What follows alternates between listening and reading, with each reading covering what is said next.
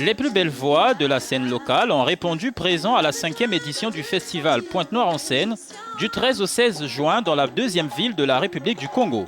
Au menu de cette édition, du théâtre, du stand-up ainsi que des ateliers d'écriture humoristique grâce aux comédiens comme Titus Cosmas en plus de la musique. Et je suis beaucoup plus heureuse parce que le public a été très réceptif, ça a été formidable, ils ont été magnifiques et je pense qu'il s'est passé quelque chose, voilà, il s'est passé quelque chose, une nouvelle histoire.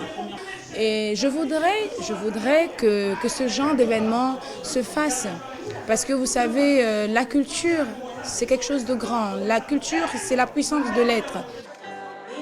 Mais Pointe-Noire en scène s'étend désormais au-delà des frontières de la République du Congo, avec notamment des artistes venus d'ailleurs comme Jolis, natale du Sénégal, ou encore l'italienne Patricia Di Malta.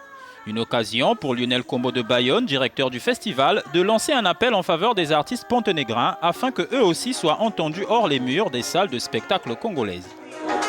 Oui, parce que c'est très important, les artistes, les projets naissent ici.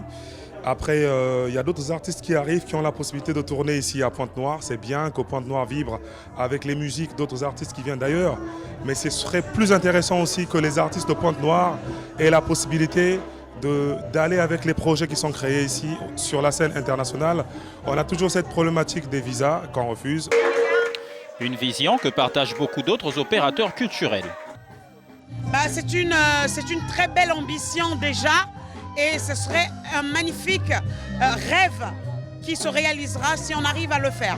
Donc le souhait, et moi je croise les doigts, c'est que de la même manière que Pointe-Noire en scène accueille les étrangers, accueille la diversité musicale venant de tout le monde entier, eh bien, ce serait bien de pouvoir maintenant prendre nos artistes d'ici, qui ont brillé et partager les scènes avec eux, pouvoir les emmener de l'autre côté, afin de pouvoir montrer nos couleurs à nous, qui sont aussi tout autant chaleureuses. Séduite par les talents artistiques ponténégrins, Patricia Di Malta porte un regard optimiste vers l'avenir. Moi, je crois, par exemple, Cilia, elle a des grandes possibilités. Je vais chercher de la faire jouer en Italie, de la faire chanter en Italie.